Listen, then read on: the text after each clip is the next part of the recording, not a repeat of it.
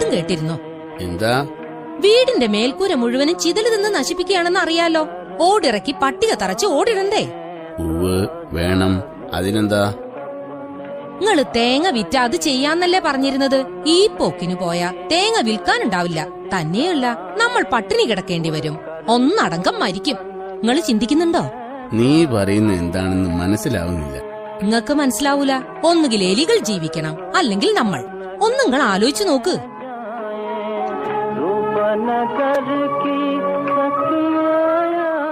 ദൈവം തമ്പുരാനെ, മനുഷ്യന് ജീവിക്കാൻ വേണ്ടി എലികളെ നശിപ്പിക്കണമല്ലോ. മറ്റൊന്നിനെ നശിപ്പിക്കാതെ മനുഷ്യന് ജീവിക്കാൻ വല്ല വഴിയുണ്ടോ? ഒന്നെണീറ്റിങ് വരാമോ? എന്തിനാണ്? കൊറേ പണം വേണം. ഞാനും കൂട്ടുകാരിയും കൂടി ബസാറിൽ പോകുന്നുണ്ട്. വരുന്ന വഴി എലിവിഷം വാങ്ങാം. എന്റെ പക്കൽ പണമൊന്നുമില്ല. നമ്മൾ തേങ്ങ പതിവായി കൊടുക്കുന്ന ആളോട് അയാളോട് പണം വാങ്ങാം. എന്നാ പോയി വരാം.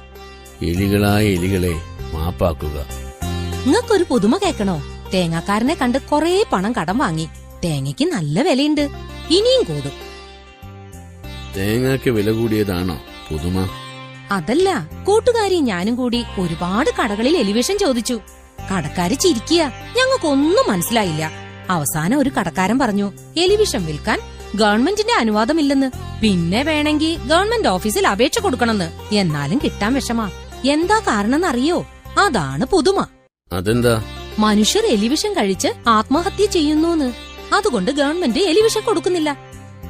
മരമണ്ടൂസ് ഗവൺമെന്റ് റെയിൽപാളങ്ങളും കയറും മരങ്ങളും ജലാശയങ്ങളും കടാരിയും പേനാക്കത്തിയും ഉതളങ്ങാപ്പരിപ്പും അതിരിക്കട്ടെ, പിന്നെ എങ്ങനെ എലിവിഷം കിട്ടി? 1,00,000 മനുഷ്യർക്ക് ആത്മഹത്യ ചെയ്യാനുള്ള വിഷമുണ്ടല്ലോ. ഇത് കൂട്ടുകാരിയുടെ ഭർത്താവിന്റെ ഓഫീസിലുണ്ടായിരുന്നു. അദ്ദേഹം സൗജന്യമായി തന്നു. സന്തോഷം. എന്നാൽ കൊല നടത്തിക്കൊള്ളൂ. ആ രക്തത്തിൽ എനിക്ക് പങ്കില്ല. സ്വന്തമായി നടത്തിക്കൊള്ളൂ കൊല. ഇത് കൊലയല്ല. നമ്മള് കോഴി, ആട് എന്നിവയെ അറുത്ത് തിന്നുന്നില്ലേ? അത് കൊലപാതകമല്ല. ദൈവനാമത്തിൽ അറുക്കുന്നു, അതും നമുക്ക് ഭക്ഷിക്കാൻ. ഇപ്പോൾ എലികൾക്ക് വിഷം കൊടുത്തു കൊല്ലുന്നതേ മനുഷ്യരായ നമ്മൾക്ക് ജീവിക്കാൻ. ദൈവം നമുക്ക് പുറത്തു തരും. കാരുണ്യവാനല്ലേ ദൈവം? കാരുണ്യവാനായ ദൈവം പുറത്തു തരട്ടെ.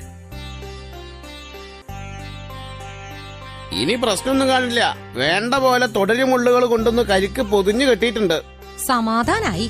വേണമെങ്കിൽ പടക്കം പൊട്ടിക്കുകയും വാട്ട കൊട്ടി ശബ്ദം ഉണ്ടാക്കുകയും ചെയ്തോളൂ. ശരി, നമുക്കൊരു തോക്ക് വാങ്ങാം. എന്നിട്ട് വാവലുകളെ വെടിവെച്ചു കൊല്ലാം. പിന്നെ കുറുക്കനെയും പനമെരുകിനെയും. സുന്ദരൻ ഐഡിയ. തോക്ക് പാപത്തിന്റെ പ്രതിരൂപമാണ്. വെടിവെക്കാൻ ഞാനില്ല. വേണ്ട, നിങ്ങള് വരണ്ട. ഞാൻ പഠിക്കാം. വെടി പൊട്ടിയാൽ കുട പോലെ ഉണ്ടകൾ ചിതറും. ഒറ്റ വെടിക്ക് 50 വാവലെങ്കിലും ചാകും. ഐഡിയ. നമുക്ക് തോക്ക് വാങ്ങണ്ട. എന്റെ അമ്മാവിന്റെ മകനെ തോക്കുമായി വരുത്താം. വാവലുകളെ മാപ്പ്.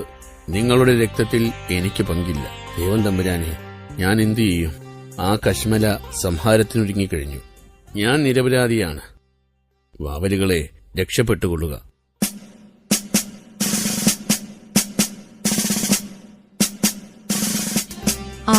അവനെത്തിയല്ലോ. നീ നേരത്തെ എത്തിയോ? വരുന്ന വഴിക്ക് ഈ ഭാഗങ്ങളിലൊക്കെ ഒന്ന് കറങ്ങി. വെടിവെക്കേണ്ടത് ഇവിടെയല്ല, അടുത്തൊരു തുരുത്തിൽ പുരാതനമായൊരു ക്ഷേത്രമുണ്ട്. അതിനടുത്ത് 2 ആലികൾ. അതിൽ 2,000 വവ്വാലുകൾ തൂങ്ങുന്നുണ്ട്. ഞാൻ എല്ലാറ്റിനെയും വെടിവെച്ച് കൊല്ലാം. എത്രയും പെട്ടെന്ന് വവ്വാലിന്റെ ശല്യം അവസാനിപ്പിക്കണം. എനിക്കിതൊക്കെ നിസ്സാരമാണ്. 2 ദിവസം കൊണ്ടല്ലെങ്കിൽ 2-3 ദിവസം കൊണ്ട് മുഴുവനും ചാകും. അത് മതി. നിങ്ങള് 3000 കടവാതിലുകളെ കശാപ്പ് ചെയ്യുന്ന സുന്ദരം കാഴ്ച കാണാൻ വരുന്നോ? ഞാനില്ല. എന്നാ ഞങ്ങള് പോയിട്ട് വരാം. വാവലുകളെ രക്ഷപ്പെട്ടുകൊള്ളുക.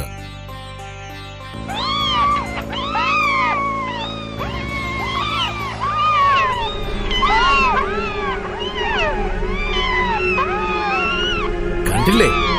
എന്റെ പഠിച്ചോനെ, എന്തുമാത്രം കടവാതിലുകൾ അവിടെ. ഞാൻ എല്ലാറ്റിനെയും പെട്ടെന്ന് വെടിവെച്ചു കൊല്ലാം. ഏയ്, നിങ്ങൾക്കെങ്ങനെ ഇവിടെ കടന്നു വരാൻ ധൈര്യം വന്നു? വാവലുകളെ തുടരുത്. ഈ കാണുന്ന വാവലുകൾ മനുഷ്യരുടെ പൂർവികന്മാരുടെ ആത്മാക്കളാണ്. വേഗം സ്ഥലം കാര്യാക്കിക്കോ. അതാണ് നിങ്ങൾക്ക് നല്ലത്. ആ വാ, നമുക്ക് വേഗം പോകാം.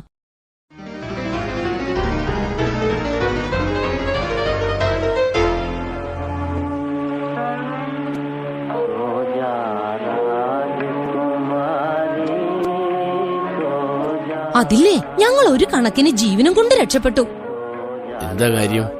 ഞങ്ങൾ അവിടെ എത്തി തോക്കെടുത്ത് വെടിവെക്കാൻ നോക്കുന്ന സമയം അവിടെ താമസിക്കുന്ന 200-300 പേര് ഞങ്ങളെ വളഞ്ഞു. വാവലുകളെ വെടിവെച്ചാ ഞങ്ങളെ കൊല്ലുമെന്നോര് പറഞ്ഞ്. അത് നന്നായി. എന്താ കാരണമെന്നോ? വാവലുകൾ മനുഷ്യരുടെ പൂർവികന്മാരുടെ ആത്മാക്കളാണത്രേ.